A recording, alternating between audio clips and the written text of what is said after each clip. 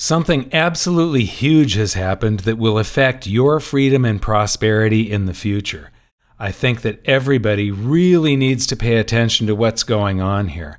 This article that came out on July 8th, China's central bank developing its own digital currency in response to Libra. If you haven't paid attention, Libra is a cryptocurrency that Facebook intends on coming out with. And to show you, you'll see the importance of this event.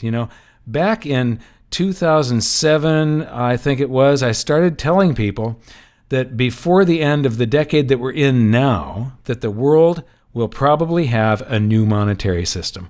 Well, I might be wrong. It might not be by the final day of 2020. It might be by 2021, 2022, 2023. But we're coming up to a shift in the global monetary system. I'll get to all of that in a minute. But let me show you how important this is and what the impact has been. So they're developing their own digital currency system in response to Facebook's Libra because it could pose a risk to the country's financial system. Now, this is China. It poses a risk to China's financial system.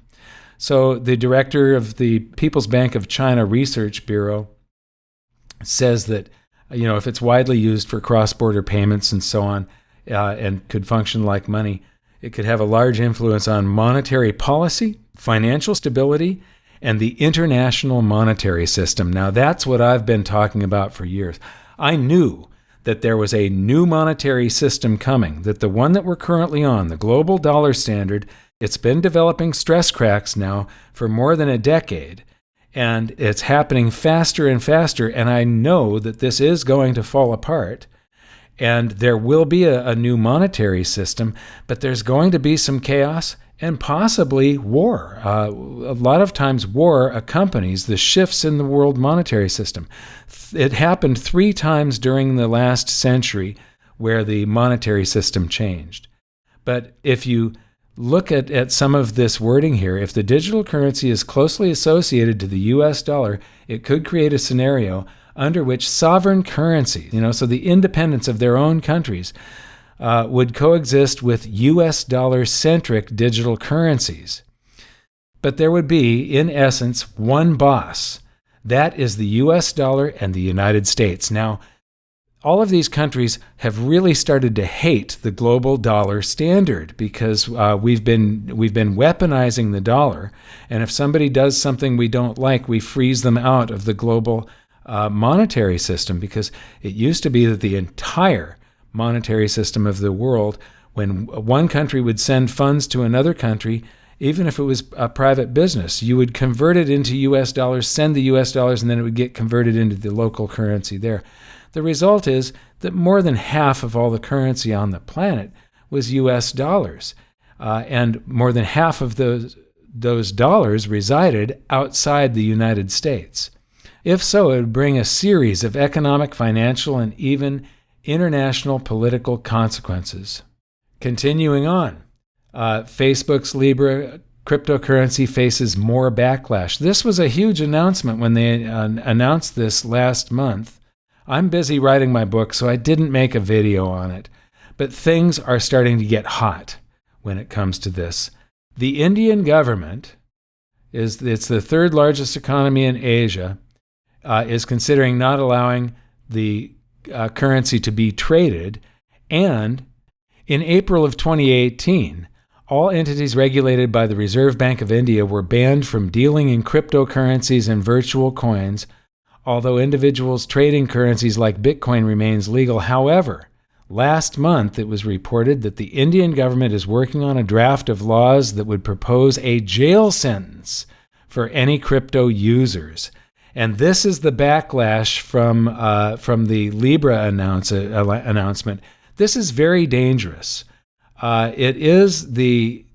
getting to the point where there is this choice of freedom or enslavement, and the actions that we take are going to determine that. Now, I urge everybody to watch this video by Andreas Antonopoulos. I interviewed him for episode 8 of Hidden Secrets of Money. I've met him a couple of times. This is fascinating, And he did this the day after their announcement. So he was like right on top of things. It's a very, very in-depth, good video at where the world monetary system is going, but the monetary system is going to change, and it's going to change very rapidly, and that change is going to make some people poor, it's going to make some people rich, it's going to enslave a certain class of people, and it's going to free another class of people. Now, how many people achieve freedom depends on what our own personal choices are. I also urge you to watch episode 8 of Hidden Secrets of Money if you haven't. If you already did, you might want to do a refresher on it. It'll let you know how important this technology is. In the beginning of the episode, I say that mankind stands at a crossroads, and the path that humanity chooses will have more impact on our freedom and prosperity than any event in mankind. And we're standing at this crossroads where distributed ledger technology that was introduced by Bitcoin in 2008, this is going to touch the lives of every person on the planet without exception. At first, it's going to be things where you're interacting on the internet. You're going to be interacting on a website, and you won't know that you're actually interacting with a blockchain or hash graph or some other form of distributed ledger, but it's going to be a distributed ledger. But as this evolves, if you use power, if you drive and you use the traffic grid, if you use water, all the distribution of these things and the control of these things are going to be done on distributed ledger. And if you eat food, if you're a person that eats food, that food will be going through a distributed ledger process when it's all tracked and shipped from the farm to the stores, everything that happens to it, and all of the accounting of all of the business. This is all going to be connected with distributed ledger technology. It really is this important. Now, here's Libra's website. So it's part of Facebook. They're introducing this wallet. So you just download a little app from the App Store. And if you've got a Facebook account, you can then use this currency. You can buy some of this currency. You can store value on it. You can send currency to anybody that has this app, and you can receive currency from them. So it's a great idea, and this idea has existed for a long time. Facebook has just stolen this portion from some people, this portion from another people. Part of what they stole was from Hedera Hashgraph. They stole some of their governance models and a few other things, and so Hashgraph took out this ad in the Wall Street Journal, imitation is the sincerest form of flattery. Now, Facebook may have ulterior motives, and if you watch that video that I said to watch by Andreas Antonopoulos, you'll see that he talks in there about, every once in a while you get an update on the terms and conditions of your use of something, whether it's from Apple or Google or Facebook. You have to agree with the terms and conditions before you can use it.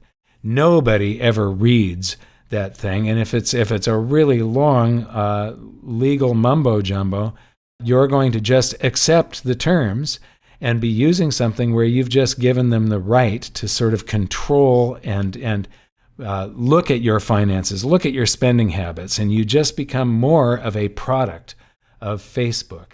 Now, the world population is a little over 7.5 billion people. Facebook has 2.38 billion users. The U.S.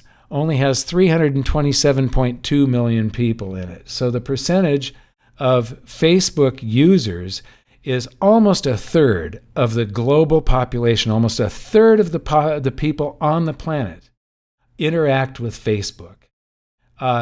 The U.S. population is only 4.3%. So the people that are familiar with using dollars in day-to-day transactions, all of the people, when you go shopping in the United States, when you take a cab and you pay with dollars, that's 4.3% of the population. Facebook is introducing a currency to a third of the population of the world. This is really huge. It's a giant attack on the current monetary system. I've been giving a presentation for more than a decade on the death of the global dollar standard.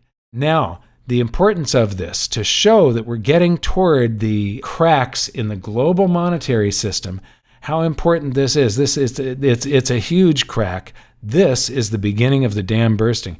You know, when I was a kid, there was a big flood in Los Angeles when the Baldwin Hills Dam broke. And the floodwaters, we drove through the area afterward, and you could see not that many people died, amazingly, but you could see mud 14 feet up on apartment buildings and stuff. You could see on the news, you saw pictures of homes floating down a hill on this torrent of water. It was just amazing. Well, that crack opened up in the dam hours and hours and hours before, and it was reported, and nobody took it seriously, and it got bigger, and people started calling in, and when they finally went out to inspect it, it was too late. There was nothing that could be done. All they could do was watch the slow collapse of the dam and then the sudden bursting of the dam. So here is a letter from the United States House of Representatives Committee on Finance Services, and it's to Mark Zuckerberg of Facebook and so on. And Facebook and its partners, they want them to immediately agree to a moratorium on any movement forward on Libra. This is the U.S. government that is shaking in its boots because of this. And the wallet, the proposed wallet, Calibra, which is interesting. It looks like they may have taken California and Libra. And by the way, that video from Andreas Antonopoulos, it's Libra, not Libra. Libra, L-I-B-R-E, is free. It's short for freedom. It's short for liberty. And that's the title of his video. Libra, not Libra. It's proposed digital wallet. It appears that the products could lead themselves to an entirely new global financial system that is based out of Switzerland, intended to rival the U.S. monetary policy and the dollar. This raises serious privacy, trading, and national security issues. National security, they're putting that right in here. That this is a threat to the global monetary system and monetary policies and concerns, not only because of their 2 billion users, but it goes on. It's worth reading these things and trying to read between the lines, because they've already got people signed on board like MasterCard, PayPal, Visa, and Uber, Lyft, Spotify. A whole bunch of big companies are signed on board, ready so that you can download this app, their wallet, and use Facebook's currency to take Uber, Lyft, Airbnb is already on. There's a whole bunch of companies already on board with this. So this is a huge, huge thing that has happened, and it is a crack in the U.S. global dollar standard. It's a nail in the coffin. And I've been giving years and years ago, when I was writing my book back in, I think, 2006 or 2007, I stumbled across this. I was researching all of the different monetary systems that the world has. Actually, I was trying. I'm a believer in cycles. I was trying to find waves and cycles, and so I put every financial, every crisis, every series of bank runs, and every change in the monetary system, because I was researching the monetary systems to write those chapters in my book. And back then, nobody had put together an entire history showing that every 30 to 40 years, the world has had a brand new monetary system. And so I stumbled across this, and I started talking about it in my appearances, and then I started giving lectures on it. Now, this one was posted back in 2013, but it's actually from a presentation I gave back in 2010. I'm pretty darn certain that I am the very first person that ever started talking about the death of the global dollar standard and saying that it was coming. And back in 2009, I was saying that there would be a brand new monetary system before the end of this decade, which this decade that we're in right now ends December 2020, the last day of December in 2020. So here you can see the different monetary systems in this, and this one says 39 years plus, and that is 39 years from 1971. In other words, 2010, that's when I was giving this presentation. So watch this presentation. It's 140 years of monetary history in just 10 minutes, so it's only 10 minutes of your time. If you've already watched it, it's worth reviewing, because I didn't know what this would look like. I didn't know what the next monetary system would be or how the stress cracks would develop. I just knew without a doubt that this was coming, that there was going to be this change, that it was going to affect everybody on the planet, and that everybody needs to start getting ready for this. If you don't prepare, you're going to be on the losing end of this shift in global monetary system, because it is coming, and it's coming at us like a freight train.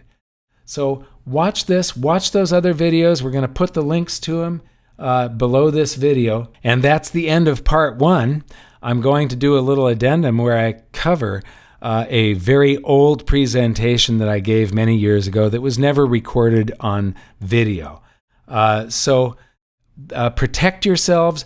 Get ready for this. It's going to be scary, but it's going to also be very exciting. And if you can figure out in advance what's going to happen and you get ready for it, there is a tremendous wealth transfer that will take place during this event. A lot of assets are going to be going down. A lot of assets are going to be going up. And that is a wealth transfer, because if you're in the assets that are going up, when you decide to sell, those ones that were going down against whatever you're in that's going up, when you sell, you can buy a whole lot more. They're like on sale at pennies on the dollar. That's what a wealth transfer looks like. It's not somebody specifically transferring their wealth to you by like writing you a check or giving you cash. It's invisible. You can only see it if you know what to look for and you get prepared. Thank you very much. I'm Mike Maloney. If you got anything from this video, please like it, give it that thumbs up, click the little subscription bell, subscribe to our channel, and pass this video on to everybody else that you care about. Thanks a lot. We'll see you next time.